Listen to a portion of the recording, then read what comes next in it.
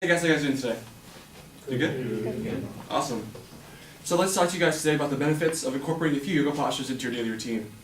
Now, the first one is we all know about that dreaded freshman 15. Well, yoga is going to help you control your weight.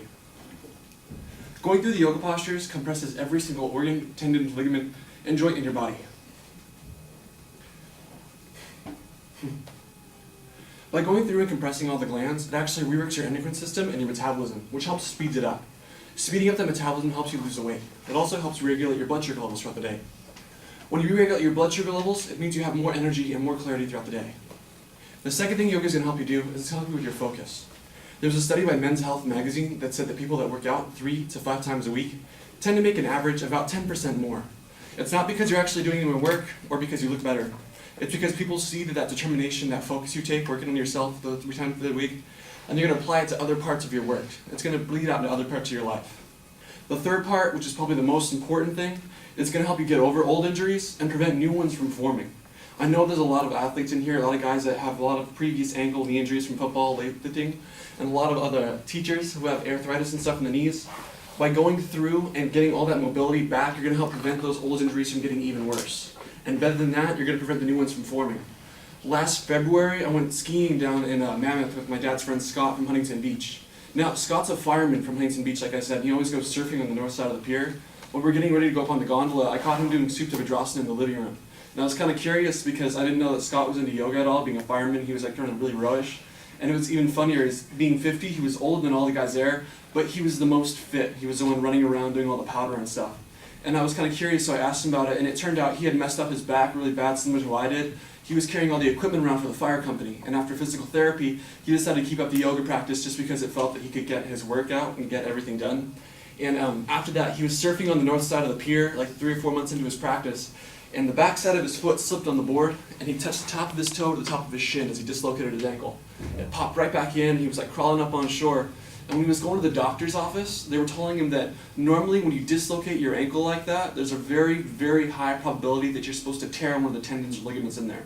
But because he had taken the 10 to 15 minutes a day just doing these basic stretches, all the tendons and everything there were conditioned enough that he was able to dislocate the ankle and pop it back in and turn about a 3-month injury into about a 3-week injury. So, I mean, whether you're like working a day job, that's, you know, your paycheck at the end of the week, or football, that's your whole career, it's totally worth the 10 minutes a day.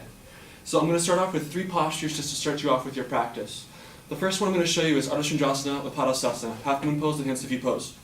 You start off with your toes and heels together, side by side. You always want to make sure they're touching. Both of your knees should be locked, hips over the heels, arms back a bit, or upper body back a bit. Now arms over the head sideways. You interlock the fingers, release the next fingers, and crossing the thumbs. Most of the time people have problems with bent elbows, especially if you've done a lot of weightlifting. You want to stretch up towards the ceiling, and then go right and left several times. This is just to make sure you're nice and loose. You're going to feel stretching on both sides of the body. Once you're all done, go ahead and stop in the center. Then push your hips forward again, upper body back. Always want to keep on that alignment. Always keeping the form over the depth.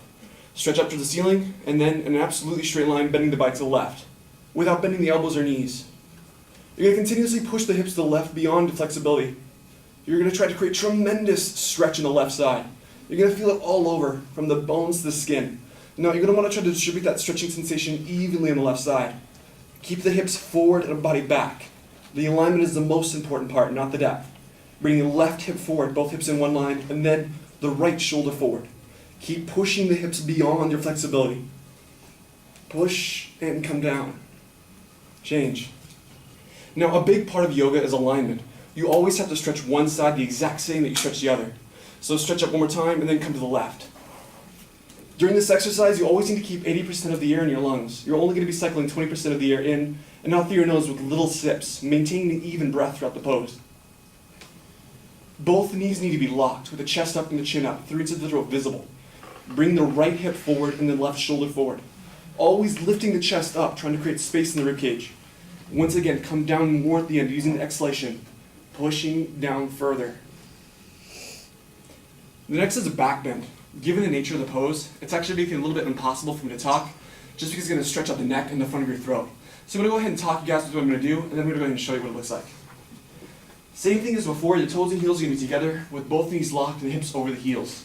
The entire time you're going to be pushing everything forward for counterbalance as you bring the upper body back, trying to go back with your arms and touch the heels.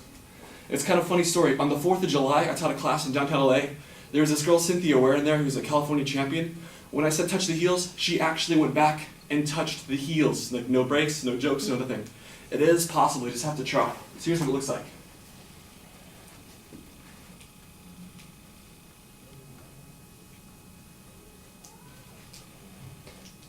And this one is Padasana Hatha feet. Suck your stomach in, bend your knees and put your hands on the floor in front of you. You always need to keep your stomach engaged, protecting your lower spine before bend. Bend your knees right and left, making sure the back is nice and loose, easy and flexible. You can also do a couple of deep knee bends, getting the synovial fluid distributed evenly in the same. Then bend your knees very deeply and grab your heels from behind. All 5 fingers are going to be together on the grip. You always need to include your thumbs with the rest of the fingers. Wrap your elbows around, try to get them to touch each other side by side. Then pull as hard as possible. You're trying to touch your stomach and the thighs, chest to the knees, and face and legs below the knees. Then push your knees back and try to lock the knees. Creating tremendous stretching all over from the inside out. You're going to feel it all over the hamstrings and the lower back. Push your knees back and lift the hips up. Pull harder. Try to touch the top of your head to the top of your feet. Pulling and stretching should be equal. The second pose I'm going to show you is awkward pose, Utkatasana. You're going to start off with your right foot stepping to the right 6 inches. Heels perfectly invisible behind your toes. Your feet should look like a capital H or a number 11. Second part is arms up, parallel to the floor. No dingle dangle, nothing loose or hanging. You really want to stretch forward the entire time. Suck your stomach in and then sit down. You're going to keep 6 inches between the toes, heels, knees, and hands. Make sure that they don't turn out. Chest up, chin up, lean back. The entire time you're going to suck your stomach in, compressing the abdominal wall and contracting the abdominal muscles, making sure that the ribcage would be visible. Opening up your knees and then lean back, go back, change. Second part, you're going to sit up on your toes to the very maximum, as high as you can. Try to touch the top of your head to the top of the ceiling. Continuously stretch up, and then sit down, on top of your toes. You're going to come down until your hips touch a chair and your body lean back. Pushing the calves and heels forward, coming up higher on your toes. Try to get your knees up towards the ceiling. Change. Third part, on the toes a little bit, bring your knees together. The entire time you have to squeeze the knees together and forward. It's the only key to the balance. Slowly lower down, at least 10 counts. Any snapping or popping is alright. You gotta press the knees down and forward. Your thighs will be parallel to the floor, arms parallel to the legs, spine perfectly straight. On the side, you look like a box. Keep stretching up, and try to come a little half-inch gap hip off the heels. Come up by sliding up the wall behind you. Try not to come forward.